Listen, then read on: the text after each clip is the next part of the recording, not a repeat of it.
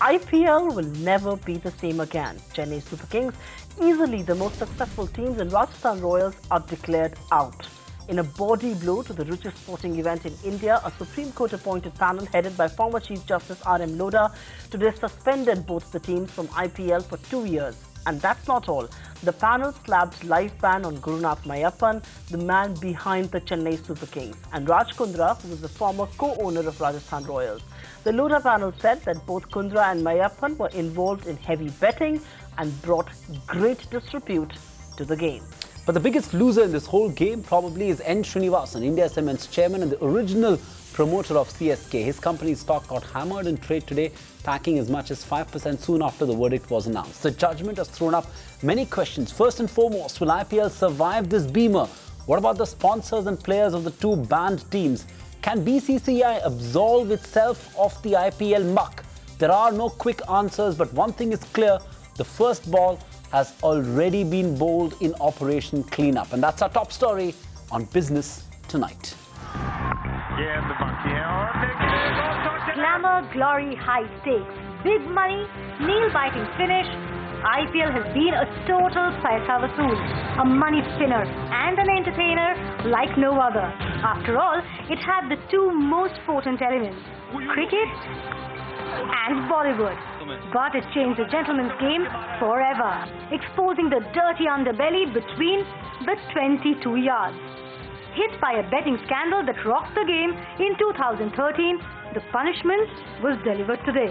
N Srinivasan's son-in-law Gurunath Meiyappan and Raj Kundra have been banned from cricket for life, and a 5-year ban from any sporting activity in India.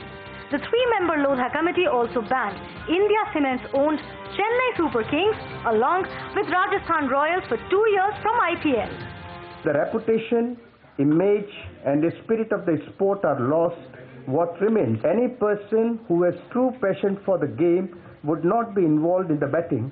Rather, any sport-loving person would act in conformity with the fundamental sporting imperatives. Non-adherence to these imperatives has shaken the very sense of cricket. The verdict has been against the two men who placed heavy bets. But fingers are now pointing to Srinivasan and the board that turned a blind eye. Ironic as it may be, he doesn't seem too perturbed.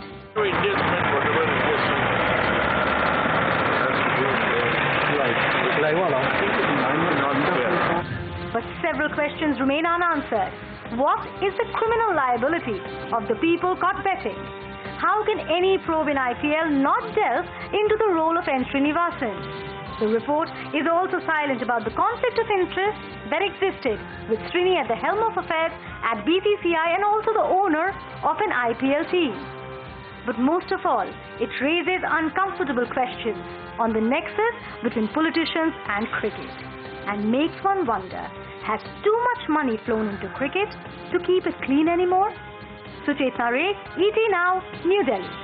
Let's analyze how big a dent will this be for the IPL and what next for all the concerned stakeholders. We've got a power-packed panel lined up for you right here on Business Tonight with all the big voices that matter really. Legal view coming in from Nalini Chidambaram and Mahesh Jethmalani, and we've got the view of the advertising community, the brand analysis, so to say, from Shailendra Singh, and Ayaz Memon, a cricket expert, also joins in on the panel this evening. Mahesh Jethmalani, I'm going to start with you.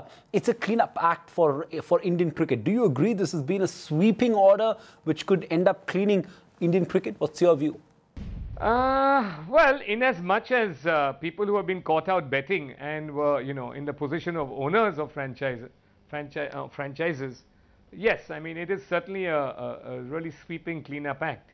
But I think as far as the franchisees themselves are concerned, I think the suspension period undermines the IPL. And, I mean, I've seen a view of Justice Mudgal saying that, this kind of action was required. But, I think one has to be a little balanced and fair to everybody. And at least the 2-year suspension period, apart from being unfair to the concept of IPL itself, undermines the career of lots of players and also is not fair to the public. And why are you taxing honest cricketers who are stuck with CSK and Rajasthan Royals for 2 years and will have no outlet because they're bound to them by contract, I suppose. You've raised important points there. I'm going to come back and address some of those, Mahesh. But Ms. Nalini Chidambaram, the question that we put forward to Mahesh Jethmalani, and this is really a legal point of view, is this the beginning of cleanup as far as Indian cricket is concerned? What's your view on that? Yes, definitely. Because when 6.2.4 regulation was amended to exclude IPL matches from the purview of regulation which was upholding the principle of conflict of interest, then itself the problem started, and the board members, everybody is now responsible for this mess, not just Mr. Srinivasan alone, because they ought not to have approved the amendment. And thereafter a lot of conflict of interest incidents happened, culminating in the scam, and finally Honorable Justice Thakur's bench gave a very good judgment, followed by Justice Lodha committee's report. Therefore, I am very happy. The administrative reforms which they are going to announce in a few weeks will be more far-reaching than today's verdict. Shailendra, let's bring this to you. I mean, you know, I know the two legal experts on the panel believe that this is perhaps the beginning of a cleanup act as far as Indian cricket is concerned. You're somebody who looks at the larger picture, you know, the game, the brand and all of that, and of course the kind of muck that's now emerging in Indian cricket, the dirty underbelly that's being referred to this. Do you believe this is a cleanup act? No, I think just the sort of the accused have been, you know, caught with their hands in the cookie jar. So I don't think this is a cleanup. This is, you know, if this was a cleanup, then the initiative would have been from BCCI side, not from the Supreme Court. So I think basically the culprits have been caught, and this gives us a great opportunity to actually clean up now. Now we have to see the response of BCCI and the action, and for once I hope they're active and not reactive. Ayaz, how should cricket fans read this verdict from the Supreme Court panel? You know, we've got differing opinions in our panel this evening on on whether or not this is a cleanup act for Indian cricket. What is your view? Well, I think it's the springboard from which a lot of things could emerge. It's a momentous decision. I think the tremors of this will be felt not just in the Indian cricket establishment, but wherever the sport is played, and most notably, I think, in Dubai, where the ICC is ensconced, is headquartered with N Srinivasan as the chairman of the ICC. So this has, some serious ramifications for the sport, for administrators, and for players all over the globe. So, Ms. Chidambaram, do you think they've gotten away very lightly here, the fact that, Gurunath Meiyappan and Raj Kundra have only been banned for life, but more importantly, franchises have been suspended for 2 years when a clear link has been established? Do you believe they've gotten away very lightly here? Is that your view? No, as far as the players are concerned, see, the role of the committee is limited. They cannot impose any criminal punishment on them. Therefore, this is only so far they can go as far as the committee is concerned. And the 2-year suspension, anyway, the committee felt that was sufficient. Therefore, I do not want to comment on that. All right. Ayaz Memon, as somebody who's been following the game for many, many years now, who is a cricket enthusiast, do you believe the two men who brought so much shame to cricket, who raised so many grave questions about this game, have they gotten away lightly? I mean, they've been banned for life, and of course, their franchises have been suspended only for 2 years. No, I don't think so. Look, everybody thought that there would be at best punitive action against the offending franchises, not a ban. But actually, Justice Lodha has surprised everybody by the sternness of his action. He said that, he wanted to send out an exemplary message to restore the faith of cricket lovers in India. He's done that because if only the functionaries were banned for life and there was no ban on even a suspension on the franchises, then it would have been seen as something which is a job half done rather than entirely done. You can't ban the franchises for life, forever, I mean, taking into account everything. So I think what they've done is that remember also that they didn't have any jurisdiction for any criminal charges to be pressed against anybody. So they've operated in a kind of a civil impropriety, ambit, and the ban, I think, is serious enough, is stern enough. All right, I want to take this back to the legal implications, and Mahesh Jethmalani, the question is really coming your way. What kind of implication does this order have on BCCI? Because after all, I mean, whatever we may say, IPL was happening under the direct supervision, if I may say, under the direct nose of the BCCI. Well, let's be fair to the Lodha committee, because the Lodha committee, it wasn't within their mandate, it wasn't within their terms of reference as ordained by the Supreme Court, that they go into BCCI's accountability. They were looking at Meiyappan, Kundra, and CSK and Sundaraman and Rajasthan Royals. That was a limited mandate and they were on the assumption that these people were already guilty. Another aspect which I don't think, I really don't think these people were given a really fair opportunity. We all know Meiyappan was caught red-handed in betting, but for Meiyappan's betting and Kundra's betting, must the entire franchise and all the players suffer? I find that a little extreme. So therefore, we have to keep balance and be fair to everybody insofar as the particular episode is concerned. B, if you're talking about cleanup, then let's look at the big picture. And if you look at the big picture, Ms. Chidambaram, the role of BCCI does come into play here, isn't it? The role of N Srinivasan, the role of key board members.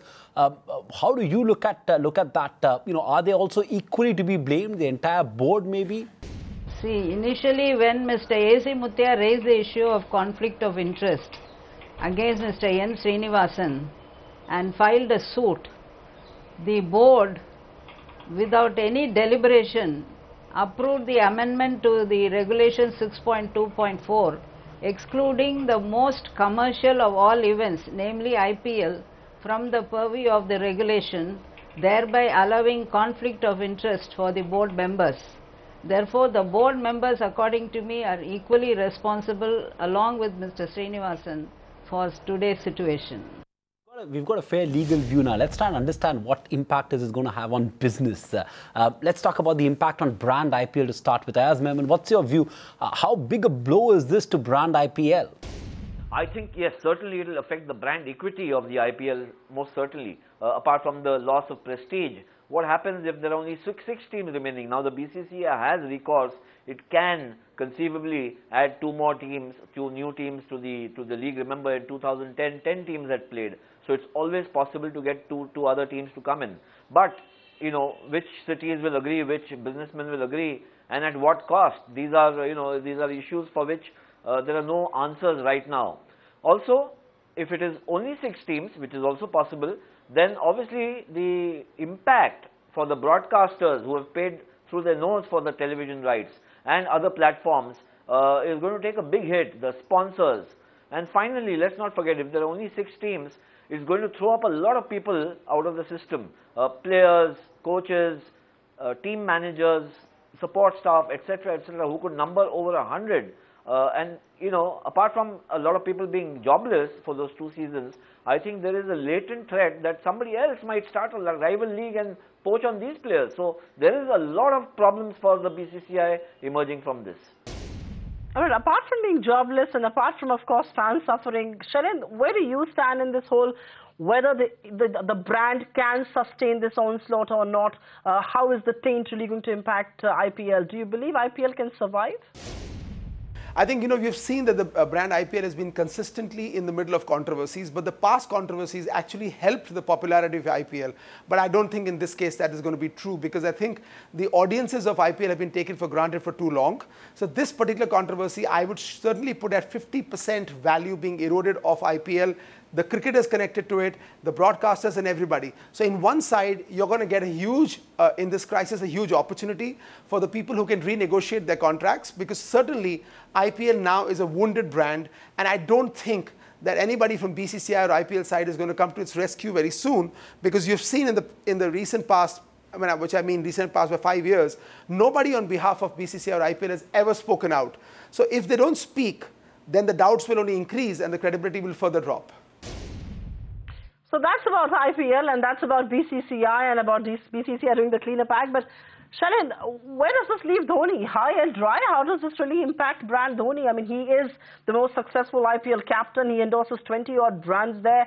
He's the only, perhaps, Indian athlete to figure in the Forbes rich athlete list. How does this impact brand Dhoni? I think, we should also, I think this is a sort of a mini bombshell. The major bombshell will come when the big list gets out. Only first 3 names were, disclosed by the Supreme Court. When the balance 11 come out, I think the shit's going to really hit the fan. As far as Dhoni is concerned, I think his silence has really hurt him, because the serious issues of conflict of interest that were raised over Dhoni for the last 3 years. You remember the England series, he didn't say a single word. He never spoke. I don't think that you can be the leader of an Indian cricket team, a nation of the youngest population in the world, and not interact or communicate with that audience. I think that's a disastrous move on part of Dhoni. And therefore now, with all this controversy, somewhere down the line, the brand Dhoni is under question, and rightly so, to be honest. Because you know that Dhoni had some issues of conflict of interest. When he took employment in India Cements, he should have come clean. When he was actually a part of a talent management company that had 4 other cricketers being represented for the Indian team, he should have come clean. There is no issue in doing business with the sport that you're involved in, but you need to come clean. Because I think you have to be above, a business transaction in sport. And I think that's where Dhoni is going to lose really majorly. Oh yes, there are serious conflict of interest issues there as far as the Chennai Super Kings team is concerned. But I remember there's a lot of money riding on the IPL. Plenty of large corporates who are title sponsors and associate sponsors. Do you think they'll now increasingly be wary of engaging with the IPL, of putting big money in cricket? There are 2 ways to look at it. One is that the initial, reaction might be, hey, this is not a great place to get in. On the other hand, they might even consider that now that things have been done to clean up, maybe it makes sense. Remember, it's a game of valuations, it's a game of enterprise beyond all else for the businessmen or for the investors. And if there are, good systems, checks and balances put into place, and it runs like a, well-conceived, well-governed enterprise, then it might just be a terrific buy at this point in time, I feel. Shailendra, do you agree with that view of Ayaz? Do you think corporates might even look at engaging more with the IPL now that the cleanup has happened? Or do you think they're now going to be really wary of IPL and cricket in India? Well, I think, the statistics prove that if BCCI's entire turnover before, IPL was $1 billion, when IPL came in, and today, I think we look at a 4 billion turnover. I'm talking about cash, not perceived value. That is really 4 times the entire value of BCCI came from IPL. And I think it came because there was a demand by the fans. It was not, why did IPL succeed? Not because somebody created a great idea. Somebody created a great idea where there was a demand by the fans. And I think that really worked. But it happened because of the broadcasting money, the sponsors' money, the gate sales, the fans' love and affection for the sport. I think all that has been hurt and eroded today. And I think at this time, therefore, all the commercial partners of IPL will renegotiate their contracts, while the fans will actually wait and figure out whether BCCI really has a plan to put up a clean contest.